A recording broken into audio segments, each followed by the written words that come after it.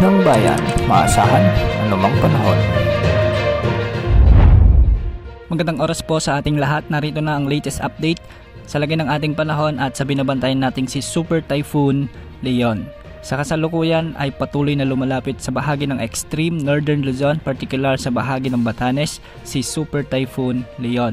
Sa mga oras na ito ay nakakaranas na ng intense to torrential rains ang bahagi ng Batanes, ang Cagayan kasama ng Babuyan Islands. Makikita naman sa ating satellite animations ang lawak ng kaulapan nito at ang lawak ng matang ng bagyo na siyang nagdadala ng malalakas na pagbugso ng hangin at malalakas na buhos ng ulan. Sa mga kababayan natin sa mga nabanggit na lugar, pinag-iingat po natin ang lahat dahil mapaminsala ang dalang hangin at ulan ni Bagyong Leon. Nakakaranas na rin ng malalakas hanggang sa matitinding pag-ulan sa mga oras na ito ang Ilocos Norte, Ilocos Sur, Apayao, Abra, Isabela, Occidental Mindoro, sa may Calamian Islands at Antique. Posible rin ang mga pagbaha at pagguho ng lupa dahil hagip na hagip pa rin ang mga lugar na ito ng outer rain bands ni Bagyong Leon. Samantala makakaranas naman ng katamtaman hanggang sa malalakas na pagbuhos ng ulan ang mga probinsya ng Kalinga, Benguet, Mountain Province, sa may La Union, sa may Pangasinan at Negros Occidental. Inaasahang ang mga lugar na ito ay makakaranas ng mga pag-ulang posibleng magdulot din ng mga pagbaha at pagguho ng lupa. Sa mga susunod na araw ay posibleng tumbukin naman ni Bagyong Leon ang bahagi ng Taiwan at maglalandfall ito sa may eastern coast ng nasabing bansa.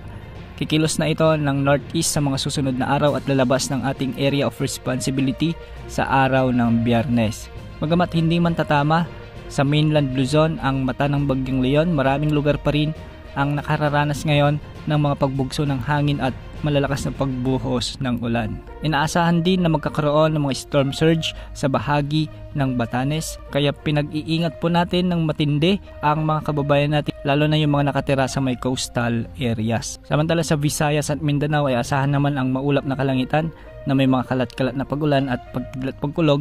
Dulot naman ito ng trough ni Bagyong Leon at ng mga localized thunderstorms. Samantala base naman sa Tropical Cyclone Threat Potential Forecast ng Pag-asa, isang bagyo ang posibleng mabuo sa mga susunod na linggo. Ngunit hindi naman ito nakikitang tatama o lalapit sa ating area of responsibility. Kikilos ito ng hilagang silangan patungo sa southern Japan, ngunit sa ngayon ay nasa katamtaman hanggang sa mababa pa lamang naman ang tsansa nitong mabuo.